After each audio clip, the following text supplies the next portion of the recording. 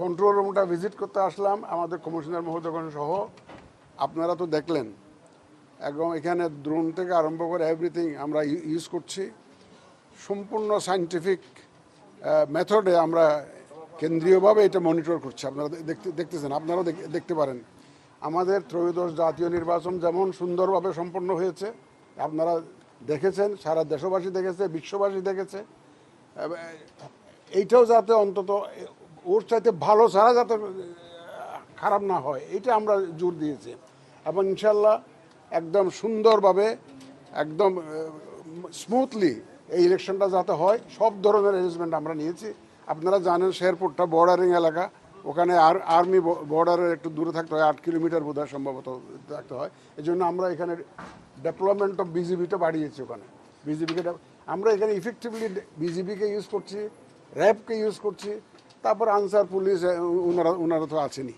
তা আল্লাহ রহমতে সকাল থেকে আমি সকাল 7:30 থেকে মনিটর করছি, কিন্তু আমার বাসায় ওই যে প্রথম রিপোর্টটা পাই 7:30টার সময় যে আমাদের যে শান্তি শৃঙ্খলাটা আছে কিনা। Then I also talk to the deputy commissioners of the 2 districts, যে আইনশৃঙ্খলা পরিস্থিতি কেমন। ওনারা যা রিপোর্ট দিয়েছেন সম্পূর্ণ স্বাভাবিক আছে, মানুষ নির্বিঘ্নে আসছে, ভোট দিচ্ছে।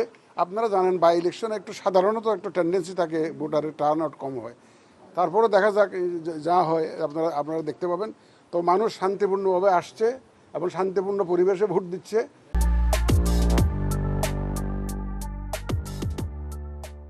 শান্তিপূর্ণ পরিবেশে তারা নিজ বাড়িতে ফেরত যাচ্ছে।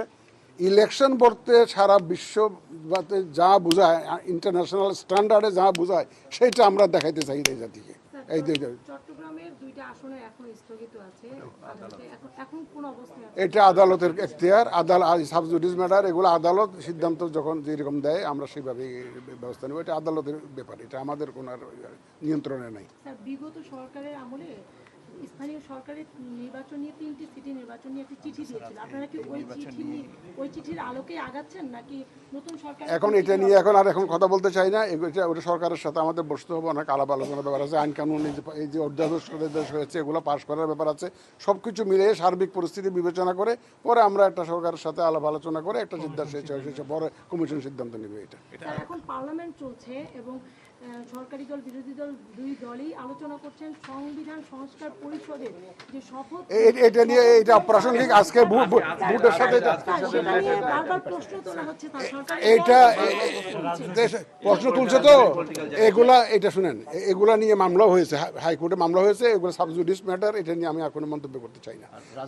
পার্লামেন্টের আলোচনা নিয়ে আমরা কোনো আলোচনা মন্তব্য করতে চাই না। প্লাস